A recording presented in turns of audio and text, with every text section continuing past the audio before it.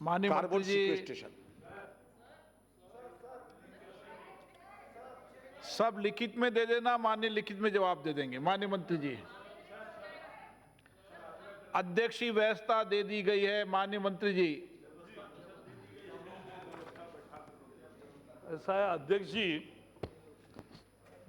ये अच्छी है कि सभी को मौका भी मिला, लेकिन मैं एक एक शुरू करता हूँ जो अभी हमारे तेलंगाना और सुप्रिया सुले दोनों ने पूछा था। कैंपा ये राज्य सरकारों को मिलने वाला पैसा 15 साल से सुप्रीम कोर्ट के एक फैसले के बाद जो स्थिति पैदा हुई उसके कारण वो राज्यों को नहीं मिला, यही रहा, और उसके ब्याज में से हम कुछ पैसे देते थे।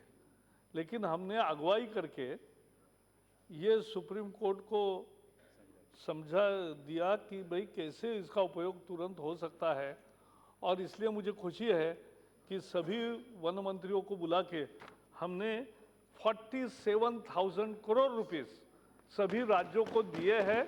उसमें महाराष्ट्र को 3400 करोड़ है और तेलंगाना का भी आज के प्रश्न में भी है, सभी राज्यों के आंकड़े दिए हैं। तो आज के एक प्रश्न में जो था उसी में भी उत्तर दिया है। एक दूसरा, कार्बन सिंक तैयार करना बहुत महत्वपूर्ण है और इसके लिए हमने अर्बन फॉरेस्ट्री नई योजना शुरू की है।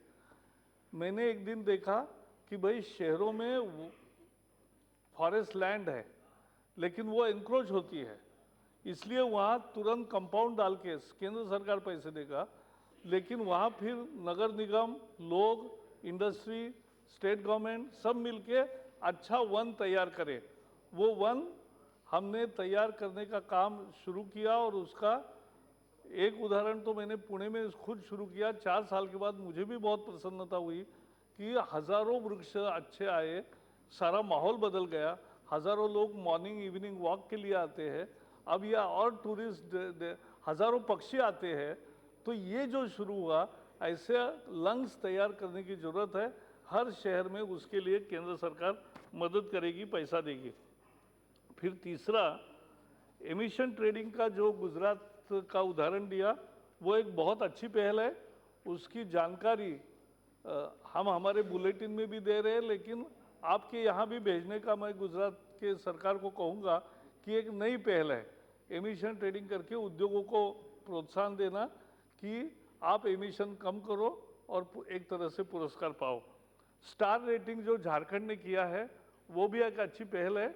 हम भी उसके बारे में जानकारी, ऐसी जो अच्छी जानकारी आती है वो सभी सदस्यों को भी अवगत कराना, क्योंकि हमारे राज्य सरकार को हम कह सकते हैं यह हम करेंगे व्यवस्था। एग्रो फॉरेस्ट्री, पेड़ पर मेड़ पर पेड़, ये बहुत महत्वपूर्ण है और महाराष्ट्र में एक हॉर्टिकल्चर की योजना 92 से चल रही है।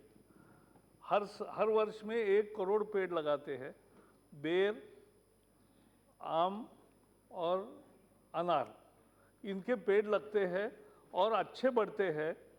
उस समय शरद पवार जी मुख्यमंत्री थे तब शुरू हुआ, कंटिन्यूअस चल रहा है, लेकिन ये 99% सक्सेस देने वाला कार्यक्रम है। जिस महाराष्ट्र में फल नहीं मिलते थे, अब वहाँ जहाँ जाओ वहाँ फल ही फल है इतना, और एक्सपोर्ट भी हुआ।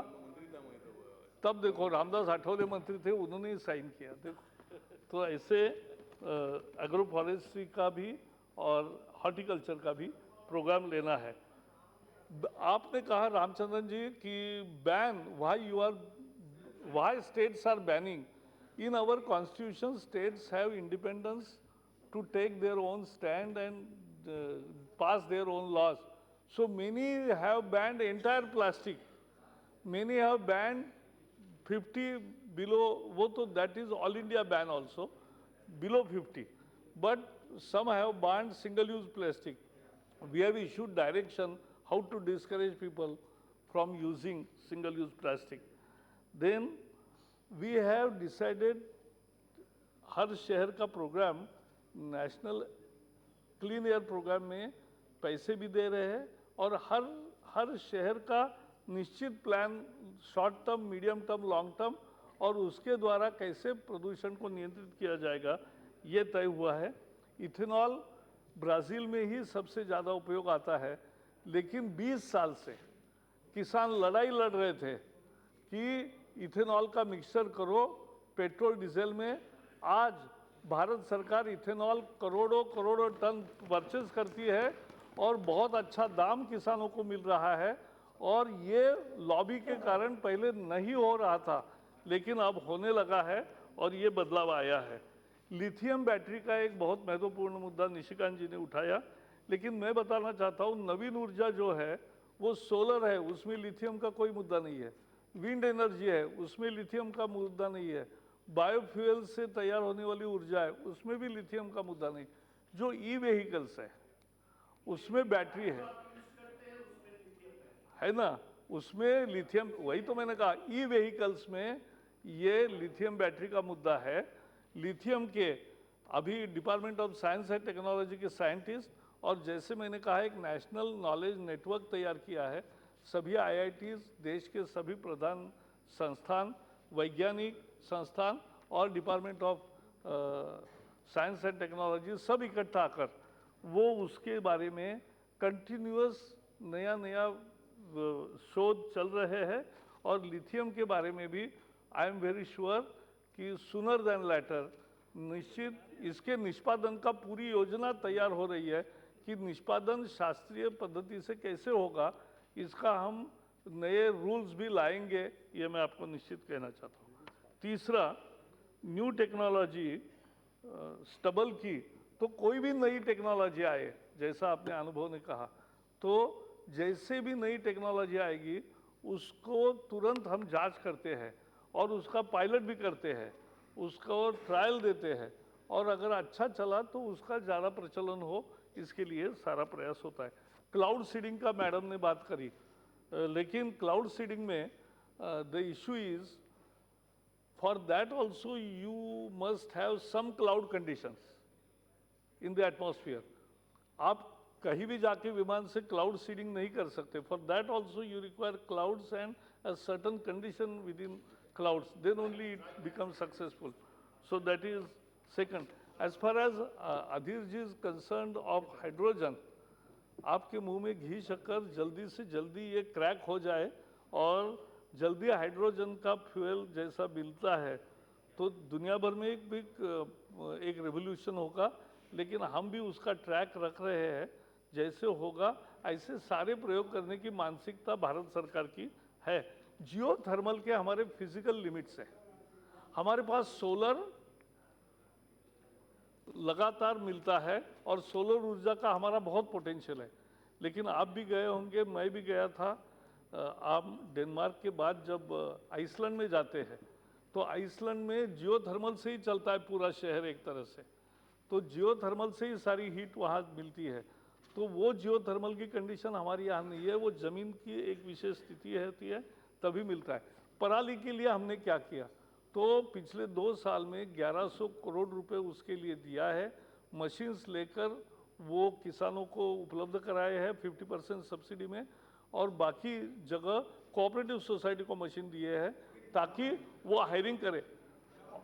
दिल मांगे मोर, तो अच्छी चीज़ है, अच्छी चीज़ है, होगा, उसमें भी आपके मुंह में घी शक्कर होगा, आप चिंता मत करो। हवाई समझौते के बारे में राजीव प्रताप रूडी जी ने कहा, इसका मैं विशेषज्ञ नहीं हूँ, लेकिन सिविल एविएशन मंत्री हरदीप पुरी जी को मैं ये बात निश्चित कहूँगा। अमेरिका नहीं आती थी या वो बाहर हो गई, इस पे मैं आज टिप्पणी नहीं करना चाहता, दोनों देशों के रिश्तों का मुद्दा होता है। लेकिन एक उदाहरण बताऊंगा कि पेरिस समझौते से अमेरिका निकल गया है, लेकिन जब अभी पर्यावरण के बारे में संयुक्त राष्ट्र का अधिवेशन अभी जब हुआ और प्रधानमंत्री जी का जब भाषण था, मोदी जी का, तब